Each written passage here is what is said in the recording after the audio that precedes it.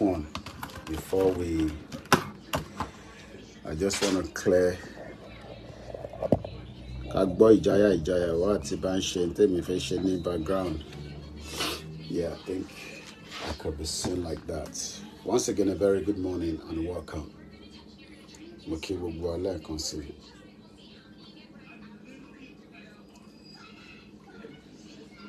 weekend. Báwo ni weekend lọ́dọ̀ tí ṣé weekend ń lọ bó ṣe jẹ́ kó lọ lọ́dọ̀ tí wà lọ́hùn.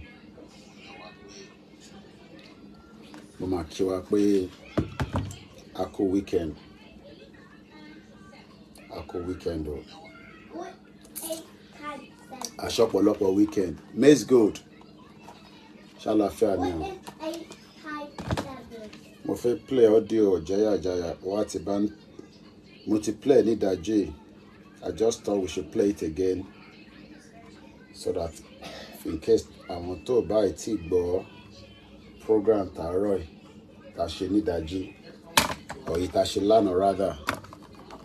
So it will be an opportunity láti catch up. So that ká lè complete weekend wa pẹ̀lú ẹ̀. Ṣolówó. So now I think we're good to go. So life ni gbogbo wa wà báyìí as usual. So ẹni tó bá ṣe ń darapọ̀ mọ́ wa ẹ bá wa pín ẹ sọ fún àwọn ẹlòmíì pa ti dára pé Koiki ti wà live.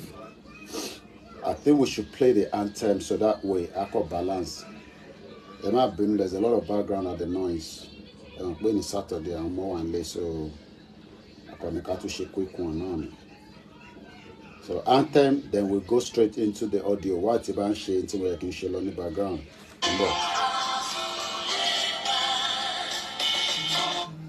Loaded to connect.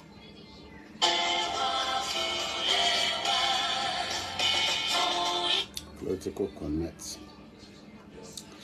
Political pick one.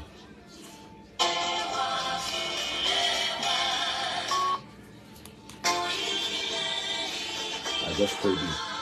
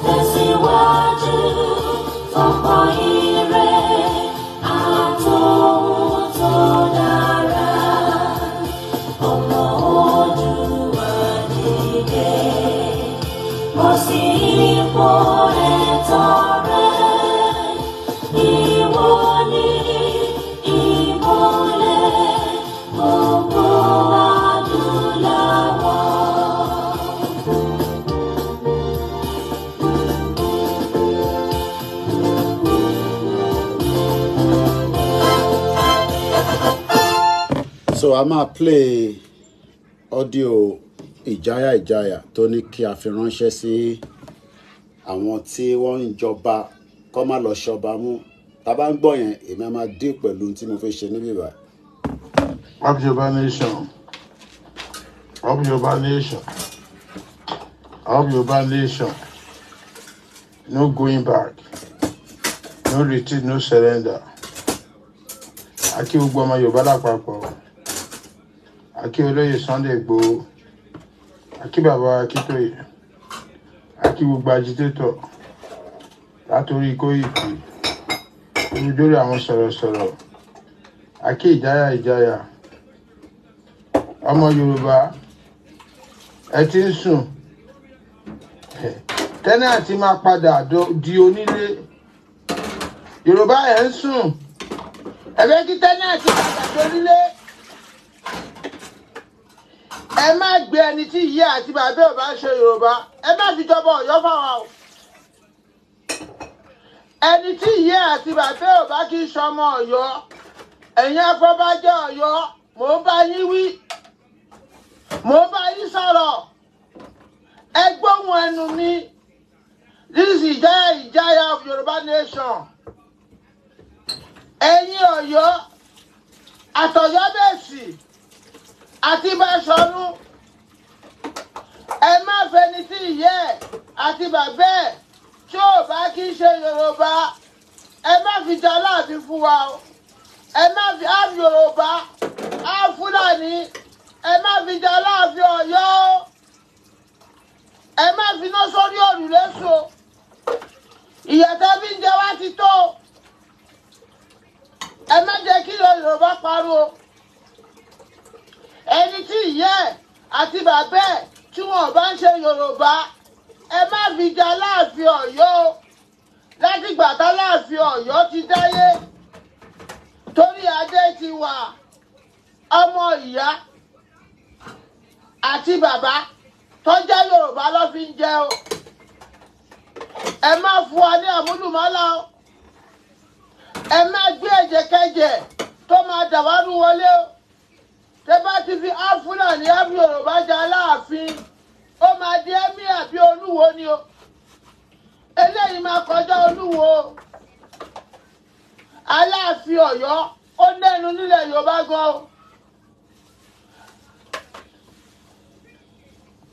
lẹ́yìn àrólé Odùduwà Aláàfin ló kọ ẹ má fi àdàmọ̀dí Yorùbá jà láàfin fún wa o èyí tẹ dàwárú tó ìyà ti jẹ wá gan o ẹ má fi Fúlàní ábí Yorùbá jà láàfin fún wa o wọ́n máa sọ di ẹ̀mí àmọ́ yín lọ́wọ́ o wọ́n máa sọ di ẹ̀mí àmọ́ yín lọ́wọ́ o wọ́n máa sọ di emirate mọ́ yín lọ́wọ́ o ǹjẹ́ ó ní yín pé ẹ̀yin Yorùbá ǹjẹ́ mọ̀kọ́tẹ̀ ń ṣe ẹ̀yin Yorùbá ṣọ́nà òun dá yín fẹ́ rú ni wọ́n ìtẹ́jẹ́ ta gbẹ́rítẹ̀jì yìí tẹ̀ ń ṣe bí ẹrú Yorùbá ń ṣe bí ẹrú Yorùbá ń ṣe bí ẹrú torí pé wọ́n wà lóko ẹrú ó dùn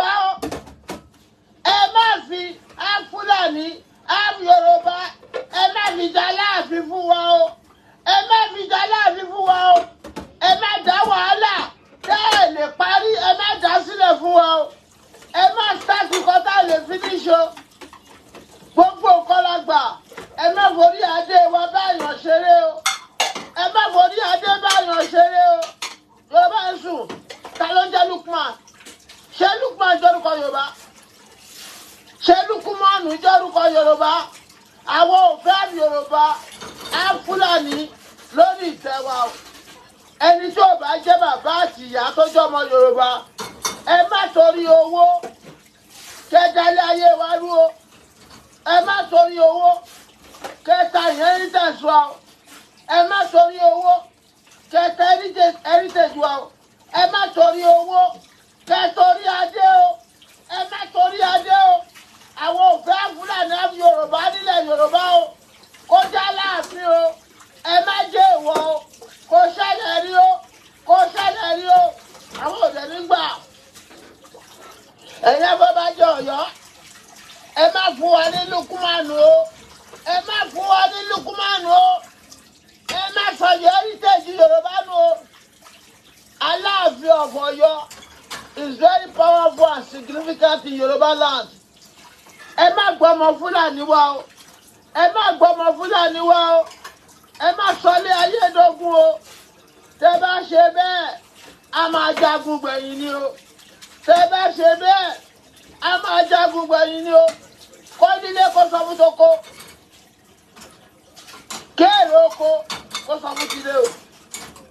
Ẹ má fi Lukman jọba láwa lórí o. Ẹ má fi Fúlàní ábí Yorùbá jọba fún wa o. Èmi ló kàn kì í ṣe Yorùbá o. Máàní yóò ṣe Yorùbá o. Ṣé bá sọ fún yín? Èmi ló kàn. Ó máa dalé ayé rú o. Ó máa dalé ayé rú o. Àwa là nígbà o. Kò jù bẹ́ẹ̀ lọ. Up Yorùbá nation. Up gbogbo lórí. Up gbogbo òòṣà. Up Akíntóyè. Up gbogbo agitator látòrí Koiki. Up Ijaya. Up Yalaje. Abẹ́yìn ni o. Abẹ́yìn ni o. Wàhálà tẹ́fẹ́ dá sílẹ̀ yìí. Wọ́n máa fi gbáyé ilẹ̀ Yorùbá ni o. Ẹ má fi lukumọ́nù ẹni tí ìyá àti bàbá ẹ̀ tí ò bá jẹ́ Yorùbá. Ẹ má fi jọba Ọ̀yọ́ o. Ẹ má fi jọba Ọ̀yọ́ o. Ẹ má fi jọba Ọ̀yọ́ o. He has to stop. He has to stop. He has to stop. Enough is enough. Ẹ ti fìyà jẹ wá tó. Ẹ má jẹ́ kó gborí adé lọ́wọ́ yín o. Lukumanu oníbòrìṣà. Lukumanu onírúbọ. Wọ́n máa sọ Ọ̀yọ́ di Ìlọrin. Ẹ̀dẹ̀ ń wò. Sórí wa pé. Sórí yín pé. Ẹ̀yẹ́ kó bá jẹ́ Ọ̀yọ́. Tẹ́bí ń pa. Tí à ń jẹ. Ẹ má fi tìyín kó bá ti wá o. Ọ̀yọ́ Mèsì. Mo pè yín o. Ọ̀yọ́ Mèsì. Ẹgbẹ́ sí ọ̀rọ̀ o. Ẹ má fi Lukman jọba lára lórí o. Ẹ má fẹ́ ẹni tó kì í ṣe Yorùbá. Ìyá ẹ̀ gbọ́dọ̀ jẹ́ Yorùbá. Bàbá ẹ̀ gbọ́dọ̀ jẹ́ Yorùbá. Ó gbọ́dọ̀ wá nídìílé ọba. Ìyẹn ní kẹ́ gbádé fún o. Ó náwó kò lówó. Òun ní kẹ́ gbádé fún o. Ẹ má tà wá lọ́pọ̀ o. Oko ẹrú la wá o. Happy Yoruba Nation. Thank you so much. Ẹ ká gbọ́ lẹ́ẹ̀kan sí i. Happy Yoruba Nation. Happy Yoruba Nation. Happy Yoruba Nation. No going back. No retreat, no surrender. Aki gbogbo ọmọ Yorùbá lápapọ̀. Aki olóyè Sunday Igboho. Aki bàbá Akitoye. Aki gbogbo agitator. Látòrí Koiki. Tóbi dórí àwọn sọ̀rọ̀sọ̀rọ̀. Aki Ijaya. Ọmọ Yorùbá. Ẹ ti ń sùn. Tẹ́nàtì máa padà di onílé. Yorùbá ẹ̀ ń sùn. Ẹ̀bẹ̀ kí tẹ́nàtì padà di onílé. Ẹ má gbé ẹni tí ìyá àti bàbá ò bá ṣe Yorùbá. Ẹ má fi jọba Ọ̀yọ́ fáwa o. Ẹni tí ìyá àti bàbá ò bá kí í ṣọmọ Ọ̀yọ́. Ẹ̀yin afọbajẹ Ọ̀yọ́. Mò ń bá yín wí. Mò ń bá yín sọ̀rọ̀. Ẹ gbóhùn ẹnu mi. This is Ijaya of Yoruba Nation. Ẹ̀yin Ọ̀yọ́, àtọ̀yọ́ Mèsì, àti Báṣọ̀run. Ẹ má fẹni tí ìyá ẹ̀ àti bàbá ẹ̀ tí ò bá kí í ṣe Yorùbá. Ẹ má fi jẹ Aláàfin fún wa o. Ẹ má fi á Yorùbá, á Fúlàní. Ẹ má fi jẹ Aláàfin Ọ̀yọ́ o. Ẹ má fi iná sórí òrùlé sùn. Ìyàtọ̀ bí ń jẹ wá ti tó. Ẹ má jẹ́ kí Yorùbá parun o. Ẹni tí ìyá ẹ̀ àti bàbá ẹ̀ tí wọn bá ń ṣe Yorùbá. Ẹ má fi jẹ Aláàfin Ọ̀yọ́ o. Látìgbà t'Aláàfin Ọ̀yọ́ ti dáyé. Torí adé ti wà. Ọmọ ìyá àti bàbá tó jẹ́ Yorùbá ló fi ń jẹ o. Ẹ má fún wa ní àmúlùmálà o. Ẹ má gbé ẹ̀jẹ̀kẹ́jẹ̀ tó máa dàwárú wọlé o. Tẹ́ bá ti fi Fúlàní Áfù Yorùbá jẹ Aláàfin, ó máa di Emir àbí Olúwo ni o. Eléyìí máa kọjá Olúwo. Aláàfin Ọ̀yọ́ ó lẹ́nu nílẹ̀ Yorùbá gan o. Lẹ́yìn àrólé Odùduwà, Aláàfin ló kọ. Ẹ má fi àdàmọ̀dí Yorùbá jẹ Aláàfin fún wa o. Èyí tẹ́ dàwárú tó. Ìyà ti jẹ wá gan. Ẹ má fi Fúlàní Áfù Yorùbá jẹ Aláàfin fún wa o. Wọ́n máa sọ di Emir mọ́ yín lọ́wọ́ o. Wọ́n máa sọ di Emir mọ́ yín lọ́wọ́ o. Wọ́n máa sọ di Emirate mọ́ yín lọ́wọ́ o. Ǹjẹ́ ó ní yín pé ẹ̀yin Yorùbá? Ǹjẹ́ mọ̀ọ́kọ́ tẹ̀ ń ṣe ẹ̀yin Yorùbá? Ṣọ́nà òun dá yín fẹ́ rú ni. Wọ́n ìtẹ̀ṣe ta heritage yìí tẹ̀ ń ṣe bí ẹrú. Yorùbá ń ṣe bí ẹrú. Yorùbá ṣe bí ẹrú torí pé wà lóko ẹrú ó dùn wá ó ẹ má fi Fúlàní Yorùbá ẹ má fi jà láàfin fún wa o ẹ má fi jà láàfin fún wa o ẹ má dá wàhálà tẹ́ ẹ lè parí ẹ má dá sílẹ̀ fún wa o ẹ má start kọ́tà lè finish o gbogbo nǹkan la gbà ẹ má forí adé wa báyàn ṣeré o ẹ má forí adé báyàn ṣeré o Yorùbá ń sùn ta ló ń jẹ́ Lukman ṣé Lukman jórúkọ Yorùbá ṣé Lukumanu jórúkọ Yorùbá àwọn ò fẹ́ Yorùbá Fúlàní lórí ìtẹ́ wa o ẹni tí ò bá jẹ́ bàbá àti ìyá tó jọmọ Yorùbá ẹ má torí owó kẹjálé ayé wa rú o ẹ má torí owó kẹta inheritance wa o ẹ má torí owó kẹta heritage wa o ẹ má torí owó kẹtorí adé o ẹ má torí adé o àwọn òfin Fúlàní Yorùbá nílẹ̀ Yorùbá o kó já láàfin o ẹ má jẹ́ ìwọ o kò ṣẹlẹ̀ rí o kò ṣẹlẹ̀ rí o àwọn òde nígbà ẹ̀yẹ́ bàbá jẹ́ Ọ̀yọ́ ẹ má fún wa ní Lukumanu o ẹ má fún wa ní Lukumanu o ẹ má sọ̀yọ́ heritage Yorùbá nù o Aláàfin of Ọ̀yọ́ is very powerful and significant in Yoruba land ẹ má gbọ́mọ Fúlàní wa o ẹ má gbọ́mọ Fúlàní wa o ẹ má sọlé ayédógún o tẹ́ bá ṣe bẹ́ẹ̀ a máa jagun gbẹ̀yìn ni o tẹ́ bá ṣe bẹ́ẹ̀ a máa jagun gbẹ̀yìn ni o kó nílé kó sọ fún toko kéèrè oko kó sọ fún tilé o ẹ má fi Lukman jọba láwa lórí o ẹ má fi Fúlàní Yorùbá jọba fún wa o èmi ló kàn kì í ṣe Yorùbá o máàní yóò ń ṣe Yorùbá o ṣe bá sọ fún yín èmi ló kàn ó máa dalé ayé rú o ó máa dalé ayé rú o àwa là nígbà o kò jù bẹ́ẹ̀ lọ up Yorùbá nation up gbogbo lórí up gbogbo òòṣà up Akíntóyè up gbogbo agitator látòrí Kóìkì up Ijaya up Ìyálájé abẹ́yìn ni o. òun lẹ ti gbọ́ yẹn. abẹ́yìn ni o. bá wù yín kẹ́lẹ́ fi jẹ́. wàhálà tẹ́fẹ́ dá sí. ẹ tẹ̀ ti dá wàhálà sílẹ̀ anyway problem ti wà nílẹ̀ Yorùbá tó pọ̀ tó ń ṣe kékeré ní pẹ́ lórí ètò yìí so tí mo fẹ́ ká gbọ́ nìyẹn so kí n kàn fi parí the last lap tí mò ń fọ̀ bẹ́ẹ̀ yẹn mo kí gbogbo àpẹ́yà kó bí weekend ṣe ń lọ so yeah what do you want? Let me just clear this place and then you come in just for a few minutes. So òun lẹ ti gbọ́ lọ́dọ̀ Ijaya bá wù yín gbogbo nǹkan lẹ́kúkú ti tà Ọbásanjọ́ ti ta tiẹ̀ Tinubu náà ń ta tiẹ̀ lọ́wọ́lọ́wọ́ no problem.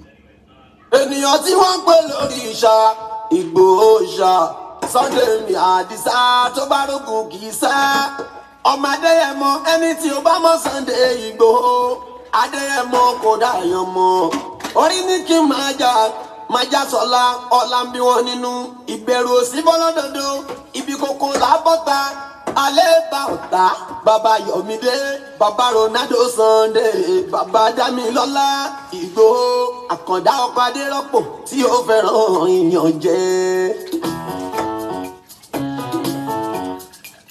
Ìgbòho Sunday mo kí ẹ kú ayọ̀ Ìgbòho Sunday ọjọ́ kí ẹ lò ọmọ Adéyẹmọ Ìgbòho Sunday wàá ṣe kúta ọkọ̀ Adérọ́pò.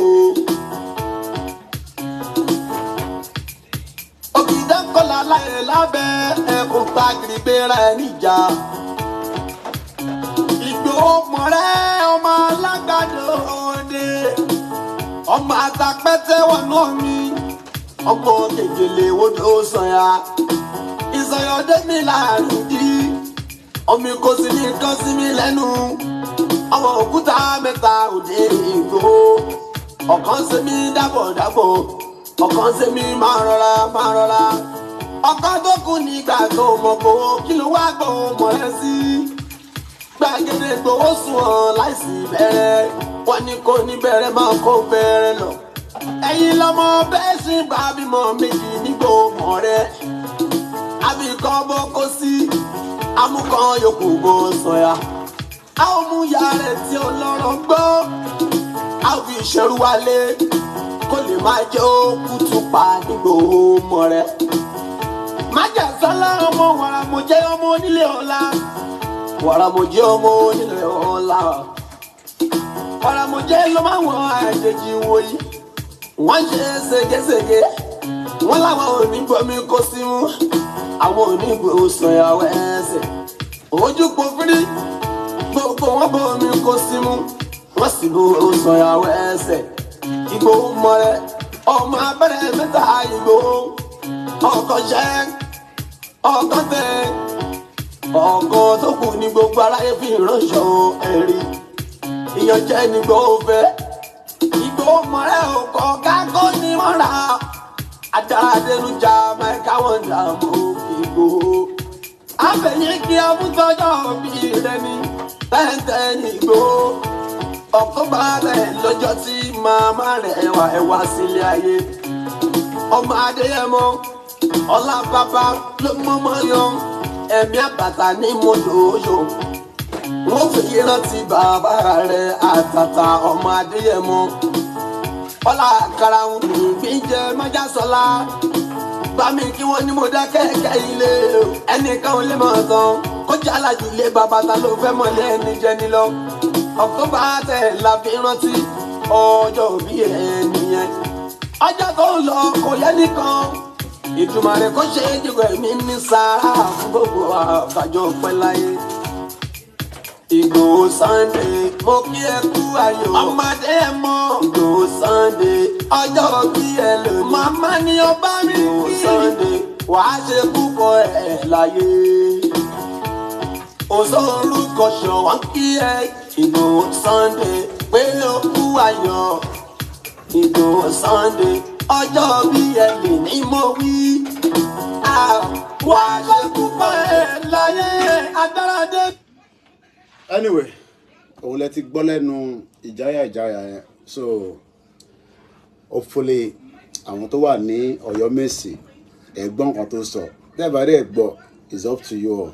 Lágbára Elédùmarè a tún máa pàdé a kú weekend a kú bó ṣe ń lọ Elédùmarè agbéwadélẹ̀ lè rí. Have a very good afternoon.